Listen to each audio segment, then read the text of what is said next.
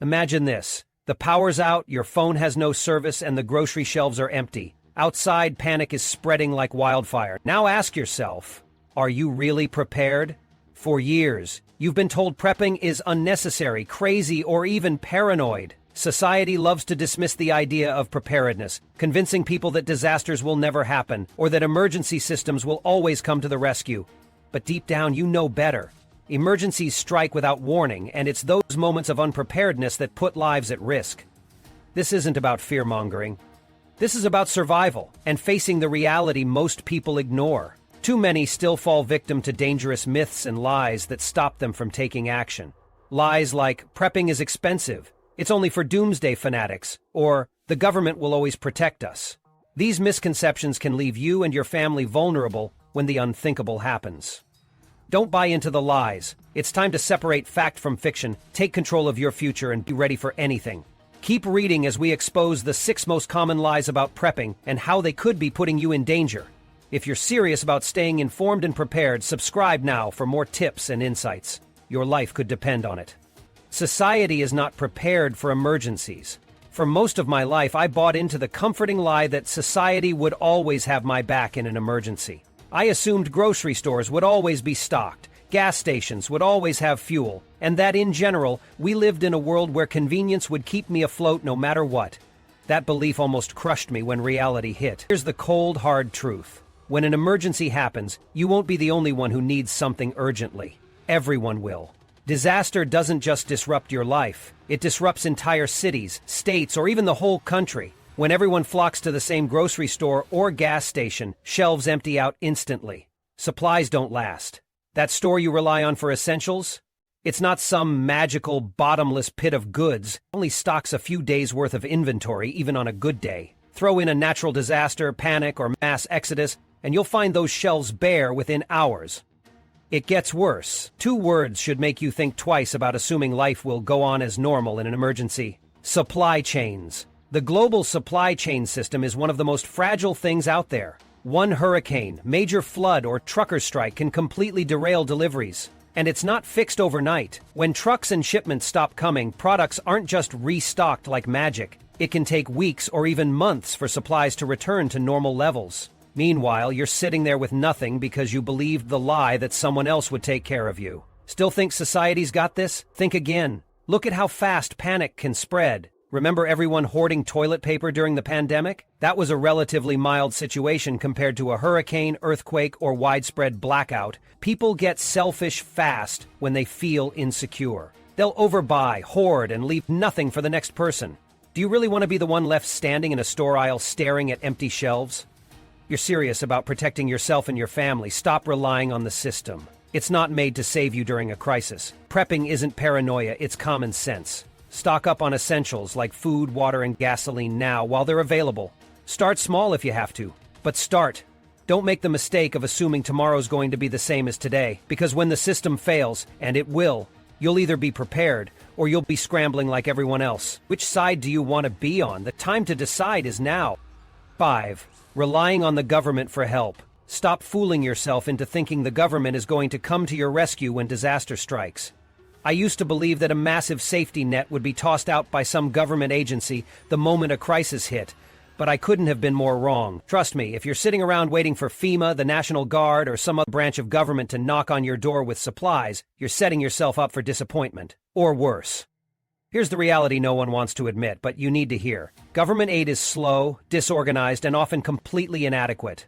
During hurricanes, flooding, and tornadoes that I've lived through, official assistance was delayed by days, if not weeks. And when it finally arrived, it was too little, too late.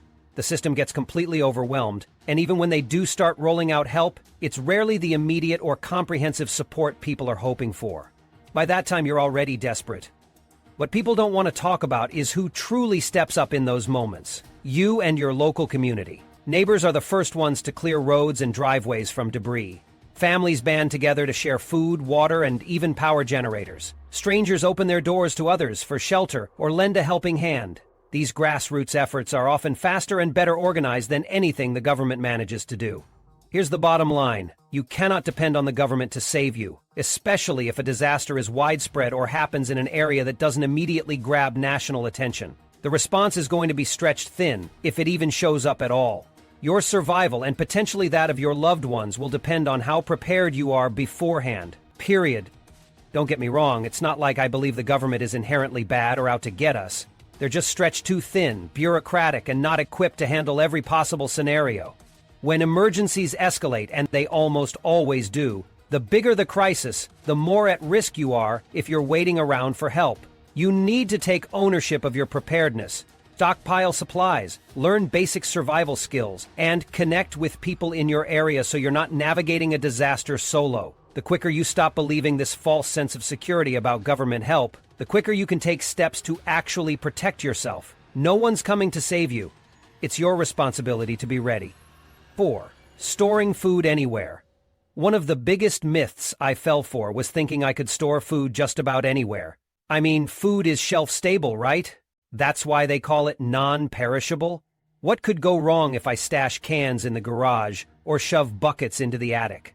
A lot, apparently. Food doesn't survive well outside of a controlled environment. Extreme temperatures and humidity will ruin it faster than you think. That case of soup you stored in the sweltering heat of summer or the freezing cold of winter? Yeah, don't expect it to taste good, or even be safe to eat when you need it. The fact is, food storage isn't as simple as sticking things wherever you find extra space. If you want your hard-earned emergency supplies to last, you need to pay attention to where and how you're storing them. Food needs to be in a cool, dry, and climate-controlled area. Ideally, the temperature should stay around 70 DGF. That's difficult to achieve in a place like the garage, where temperatures can swing wildly. And don't even get me started on the attic. That's basically a food death sentence. It's not just about the heat either. High humidity can cause rust, spoilage, and even mold. Those cans you thought were safe? They're going to corrode. And no one's eating mold-covered anything in a survival scenario.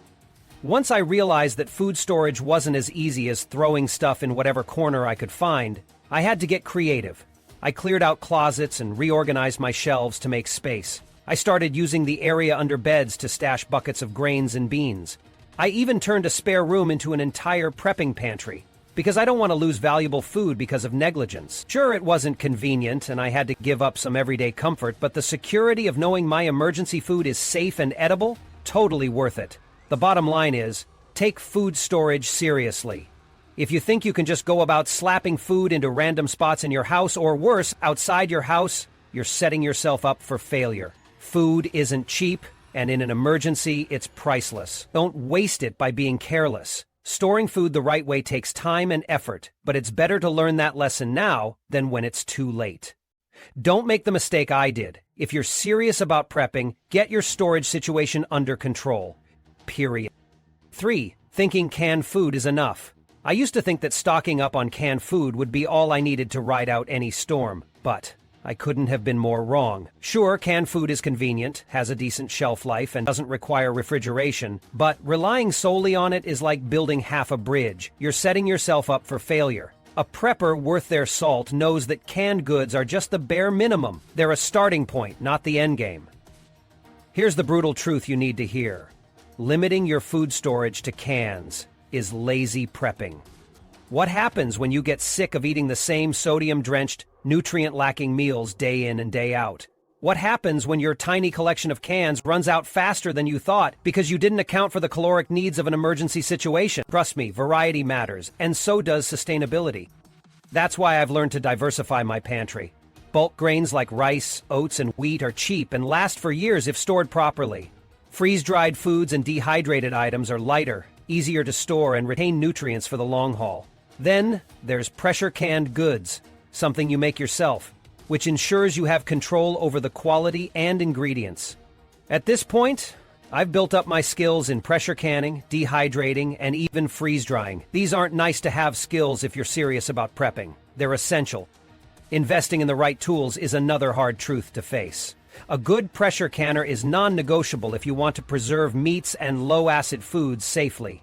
Dehydrators are a game-changer for things like fruits, vegetables, and even jerky. Yeah, these tools cost money up front, but in an emergency, having those jars and bags of preserved food could mean the difference between surviving comfortably or desperately hoping FEMA shows up before it's too late. Look, prepping is about being ready for the worst, not skating by on the bare minimum. If you think a pantry full of store-bought canned soups and beans is enough, you're going to be in for a rude awakening. Diversify your food storage, buy the right tools, and build the skills to use them, because when the time comes, you won't get a second chance to figure this all out. Do it now, or suffer the consequences later. 2. Trusting expiration dates blindly. Stop treating expiration dates like gospel. They're not. The truth is, the majority of these dates are just suggestions from food manufacturers, not hard deadlines saying your food is suddenly toxic once it hits midnight on the best by date. I used to toss out stuff the second it expired, thinking I was avoiding some inevitable bout of food poisoning. Guess what? I was wasting perfectly good food and a ton of money. Expiration dates are about peak quality, not safety. There's a huge difference. Here's the real deal. Many foods last way beyond those arbitrary dates if you store them correctly.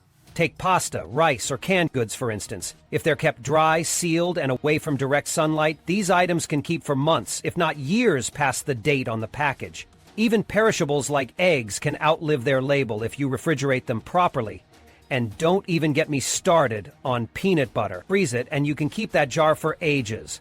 It won't suddenly turn into a science experiment because the date passed. Keep in mind, learning to store your food right is the key. Airtight containers are your best friend. They keep out moisture, pests, and other things that ruin your stash. For anything prone to spoilage, like meat or dairy, freezing is a game changer. Did you know frozen butter stays good for over a year? Yeah, neither did I, until I stopped blindly trusting what a stamp on the packaging told me. It's all about preparing smart, not listening to arbitrary rules designed to make you buy more. Of course, don't be an idiot. There are limits. Mold, foul smells, or bloated cans are non-negotiable red flags. But stop throwing away perfectly fine food just because the date told you to. I started looking up which items can go the distance, and it blew my mind. Honey never expires. Sugar lasts practically forever. And even milk can hold out for a while if it doesn't smell off. Do the research. It's worth it. Blindly trusting expiration dates teaches you nothing about actual food resilience. If you're serious about prepping, you need to know how far you can stretch your supplies. Those dates? They're tools, not rules. Start treating them that way, and you'll save yourself a lot of food, money, and stress. I did, and it's made all the difference. 1. Buying anything and everything. This is one of the biggest lies about prepping that I fell for early on, and it was a costly mistake. The idea that you need to fill your shelves with anything and everything, just in case, is not being prepared. It's being irresponsible. When I started my prepping journey, I thought grabbing whatever I could find at the store meant I was ahead of the game. Canned veggies no one in my family eats, boxes of random meals that were on sale, giant bags of something I didn't even know how to cook. It all ended up as wasted money and wasted food. It turns out, hoarding random stuff doesn't mean you're ready. It means you're unorganized. The key to prepping is smart, intentional planning. That means buying foods you actually eat. It doesn't matter if canned artichokes last 10 years. If no one in your house is going to touch them, they'll just end up collecting dust, or worse, going bad before they're used. I've learned to stick with what my family genuinely enjoys eating and make sure to rotate through it. That way nothing gets wasted because it's part of our regular meals. Prepping isn't about stockpiling nonsense for a hypothetical situation. It's about ensuring you have what you need for real-life events you might actually face. Another huge mistake is buying things you know won't work for you or your lifestyle. For example, my family doesn't eat pork, so why would I stock up on canned ham or pork sausages just because they're non-perishable? It's a waste of space, money, and resources. Instead, I prioritize foods that fit our dietary needs and align with the meals we'd normally cook. Prepping isn't supposed to be some scavenger hunt where you just grab whatever's available. It's about carefully curating a stockpile that's practical and helpful when you need it. And don't even get me started on bulk buying perishable items without a plan to use or preserve them. I've seen people load up on massive amounts of fresh produce, thinking they'll magically find time to can, dry, or freeze it all later. Newsflash: time and resources are limited, especially in an emergency. If you don't know how or when you'll preserve those perishable items, don't waste your money. The bottom line? Stop believing the lie that prepping is about buying everything you can get your hands on. It's about deliberate choices that make sense for you and your family. Anything less is just hoarding disguised as planning, and that's not prepping. That's foolish. Final thoughts. Prepping isn't about buying into media hype or hoarding a pile of random stuff you'll never use. It's about being proactive, thinking ahead, and taking responsibility for your family's needs. I've made plenty of mistakes along the way, panic buying things I didn't need, trusting that the government or grocery stores would come through in a crisis, and assuming expiration dates were gospel. Looking back, I wasted money, time, and resources. Don't do what I did. Prepping isn't complicated, but you need a plan. Build a sustainable, diversified pantry. That means more than just canned goods. Learn how to store bulk items like grains and meat. Experiment with freeze-drying, dehydrating, and pressure canning. And don't stock up on what you don't eat. If your family hates lentils, why are you stocking 50 pounds of them? Buy what you'll actually use, rotate it, enjoy it, and replace it. Also, stop assuming help will be there when you need it. Emergencies don't come with warnings, and when they hit, it's often neighbors helping neighbors, not FEMA knocking on your door. Get your supplies in order and prepare for the possibility that you're on your own for a while. Prepping isn't about fear, it's about being prepared and self-reliant. If you've got tips or questions, share them. We're all in this together, and the more we learn from each other, the better off we'll all be. Don't wait until it's too late to start.